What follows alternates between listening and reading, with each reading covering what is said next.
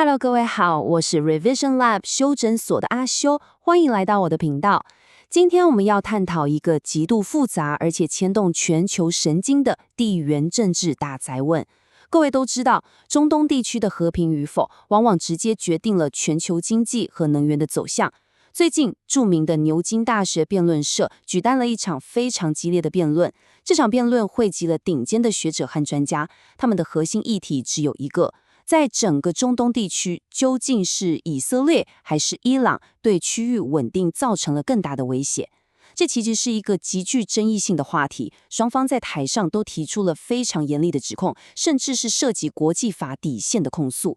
身為一個分析師，我的工作絕對不是在這裡選邊站，而是要把這場辯論雙方的核心邏輯、歷史脈絡以及他們提出的數據指控，客觀而且有條理地拆解給各位聽。我們將會深入探討這個左右世界局勢的難題，梳理出那些隱藏在每天新聞頭條背後的深層結構。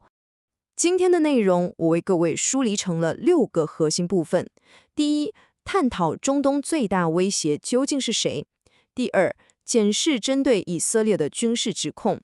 第三，分析核武與區域軍備競賽的連鎖效應。第四，拆解伊朗的革命輸出戰略。第五，探討代理人網絡與區域動盪的關係。最後，我們會回顧歷史傷痕，並展望未來的局勢。重點來嘍！第一部分，我們要先界定中東最大威脅是誰。在這個部分，我們將會剖析核心的地緣政治衝突，客觀拆解這兩個國家為了確保自身生存所發展出那種互不相讓，甚至互相排斥的深層邏輯。接着，我們進入第二部分，也就是針對以色列的軍事指控。我們將會詳細檢視辯論會上那些關於種族滅絕的嚴厲指控，並看看控方是如何一步一步建立他們的強烈論點。我們必須先理解這場辯論最底層的邏輯。當各界在問誰是更大的威脅時，其實在對比兩種截然不同的國家行為模式。我們先來聽聽控訴以色列是最大威脅的這一方，他們是如何立論的。這派論述的火力非常猛烈，他們在辯論中直接指控以色列在加薩走廊的軍事反擊已經遠遠超越了自我防衛的比例原則，變成了一種針對平民的系統性破壞。我們都知道，在國際法的語境中，這是最嚴厲也最沉重的種族滅絕指控。為了支撐這個強烈的指控，辯論者在現場拋出了一個極具衝擊力的數字。他們大聲質問台下的觀眾：我們究竟該如何去定義10萬人的死亡？各位可以想象一下，10萬個生命的消失，其實絕對不是一個冰冷的統計名詞，而是一個極度龐大且沉痛的悲劇。提出這個巨大的死亡人數，主要是為了強調衝突的致命程度已經達到了令人完全無法忽視的規模。他們試圖借由這個數字論證一個觀點：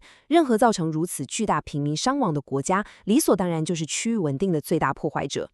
除了10萬人死亡的這項指控之外，辯論者還非常詳細地列舉了基礎設施的毀滅程度，以及隨之而來的巨大難民危機。根據他們在台上的陳述，這場衝突已經造成了高達20萬人受傷，並且有45萬1000棟房屋遭到徹底摧毀。45萬棟房屋消失，這代表的是無數個社區的瓦解。更嚴重的是，有220萬名巴勒斯坦人被迫流離失所。辯論者生動地描述了這些難民在加薩地區從北到南、從東到西四處逃竄，卻無處可去的絕境。此外，他們還提出了一個牽動周邊國家的關鍵指控，那就是以色列被控訴試圖透過武力強行將巴勒斯坦人驅逐出加薩走廊。不過，辯論者也特別在論述中指出，這種強迫人口轉移的企圖，最終是因為巴勒斯坦人民的堅守，以及鄰國埃及堅決關閉邊境、拒絕接收難民，才沒有讓這個驅逐計劃完全得逞。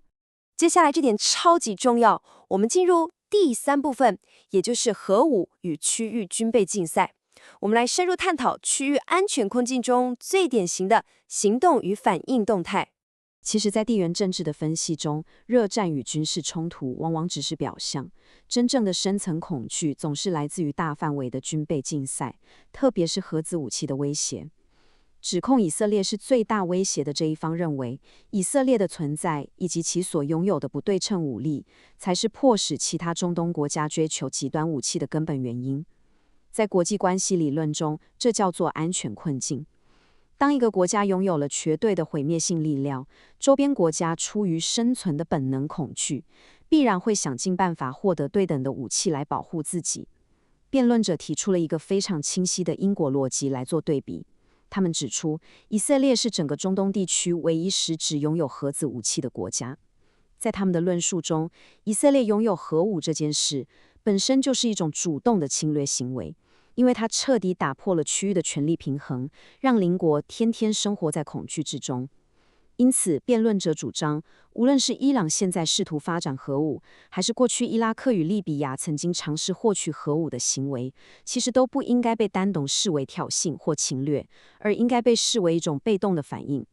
這派觀點的核心其實是在問一個問題：究竟是誰先啟動了這個充滿敵意的軍備競賽？他們的答案很明確，是以色列的核武逼迫了其他國家不得不走上這條危險的道路。接着，我們進入第4部分，伊朗的革命輸出戰略。我們要把視角切換過來，對比這2個國家在建國宣言上的核心差異。我們剛剛聽完了針對以色列的嚴厲指控，現在我們要將整個辯論的視角翻轉過來，看看辯論的另一方是如何將矛頭精準地對準伊朗的。這派的論述並沒有單純停留在近期的飛彈攻擊或軍事衝突上，而是直接切入這2個國家的核心建國意志與意識形態。他們認為，要判斷一個國家在骨子裡是否具備長期的威脅性，最準確的方式就是去檢視這個國家在建立之初對全世界做出了什麼樣的宣告。為了證明這點，辯論者非常精準地引用了2段歷史文獻來做對比。首先，他們指出，在1948年5月14日，以色列發布獨立宣言的那一刻，他們傳遞給周邊阿拉伯國家的訊息是：我們向所有鄰國及其人民伸出友誼之手，提出和平的提議。這段話被辯論者解讀為一種尋求區域共存的善意意願。但是，辯論者緊接着對比了伊朗伊斯蘭政權的態度。在伊朗何梅尼革命週年後的1980年2月11日，伊朗最高領袖何梅尼公開宣告：我們將向全世界輸出我們的革命，直到萬物非主，唯有真主的呼聲響徹全球。辯論者強烈強調，這種公開宣誓要將自身的宗教意識形態強加於全球的態度，本質上就意味着無休止的鬥爭與擴張。他們認為，這段話其實就是伊朗當前在中東區域內外發動各種顛覆行動的最高指導原則。我們繼續聊下去，現在進入第5部分，代理人與區域動盪。我們來探討伊朗是如何讓不穩定本身成為一種刻意為之的戰略。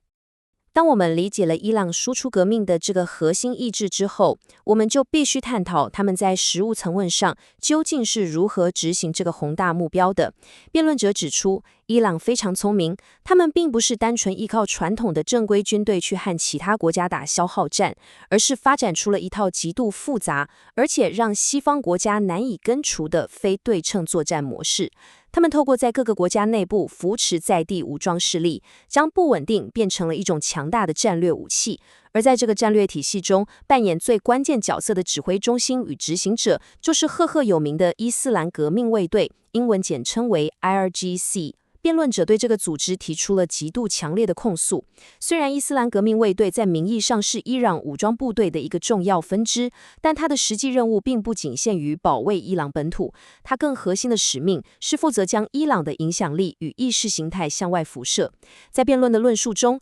IRGC 直接被指控為輸出恐怖主義與戰爭的國家級機器。辯論者甚至嚴厲地抨擊，無論這個組織的觸角伸到中東的哪個角落，他們帶給當地社會的就只有無盡的毀滅與破敗。為了讓大家更清楚這套運作機制，這派學者進一步拆解了伊朗在中東地區布下的影響力網絡。這是一個由3個層次構成的嚴密金字塔結構。位在最頂端掌握核心指揮權與資源分派的，就是我們剛剛提到的伊斯蘭革命衛隊。而在中間的第2層，則是遍布中東各地的代理人民兵武裝團體。伊朗透過源源不絕地提供資金、先進武器與軍事訓練給這些代理人，讓伊朗能夠在不直接捲入正面戰爭的情況下，對周邊國家甚至美軍基地發動攻擊。這賦予了伊朗極大的戰略彈性。而在金字塔的最外圍，則是那些在政治與經濟上高度依賴伊朗的附庸政權。辯論者堅定地認為，伊朗的伊斯蘭共和國政權就是透過這張錯綜複雜的代理人與附庸網絡，持續推動他們輸出革命、擴張影響力的野心，並且試圖一不顧主導整個中東地區的霸權地位。終於來到第6部分，歷史傷痕與未來局勢。我們必須探討過去的外部干預是如何深刻地塑造了當前的中東衝突。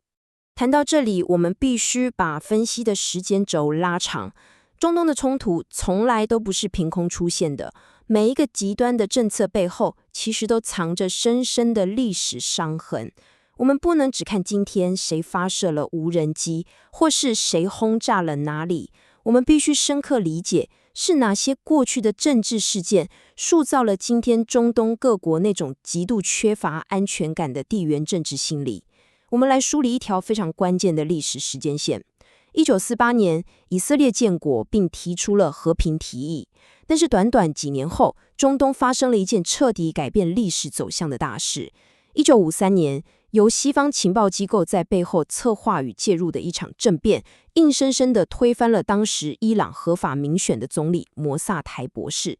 這場政變可以說是近代西方與伊朗關係破裂的原罪。他在伊朗廣大人民的心中埋下了對西方國家極度不信任，甚至是仇恨的種子。辯論中特別提到，這種外部勢力的粗暴干預，導致原本合法的世俗領導人遭到推翻。這種歷史的錯位與長期的屈辱感，經過發酵，最終在1979年的伊斯蘭革命中徹底爆發出來，並且直接促成了1980年荷梅尼宣布要向全世界輸出革命的極端路線。這段沉痛的歷史告訴我們，今天的激進主力與極端行動，往往是昨日外國勢力不當干預所結下的苦果。簡單整理一下剛剛的內容，在這場牛津大學的激辯中，指控伊朗的這一方，用一句非常精準，甚至可以說是冷酷的話，總結了德黑蘭當局的行為模式。他們在台上說，德黑蘭已經將不穩定轉化成了一種戰略，這絕對是一個非常深刻的洞察。大家思考一下，對一個試圖擴張區域影響力，卻在傳統軍事武力或經濟實力上完全無法和西方國家或以色列正面抗衡的國家來說，維持周邊區域的持續動盪，利用代理人讓對手疲於奔命，反而成為了他們擴大自身籌碼、確保政權生存的最佳手段。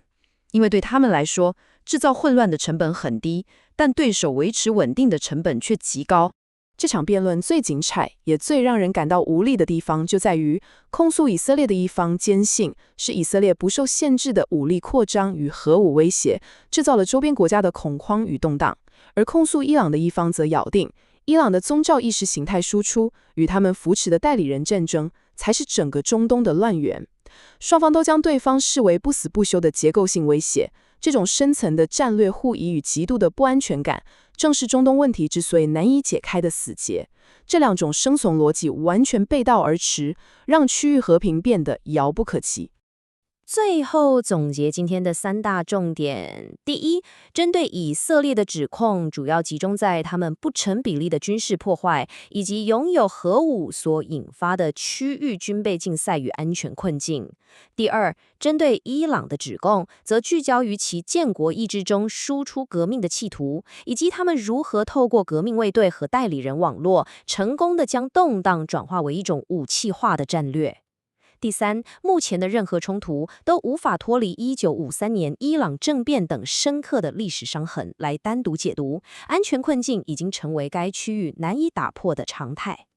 總結一下今天的重點，中東動盪源於2種截然不同的生存邏輯碰撞。以色列以絕對武力與核威懾來確保生存，卻引發周圍國家的安全恐慌。伊朗則因歷史被干預的傷痕，透過革命衛隊與代理人網絡，將輸出不穩定轉化為戰略武器。雙方的戰略互疑，才是區域無法和平的真正死結。今天的內容就到這邊嘍。如果你覺得這集有幫助，記得馬上點讚加訂閱加開啟小鈴鐺。我們正在衝訂閱，需要你的支持。我們是阿修，我們下次見，拜拜。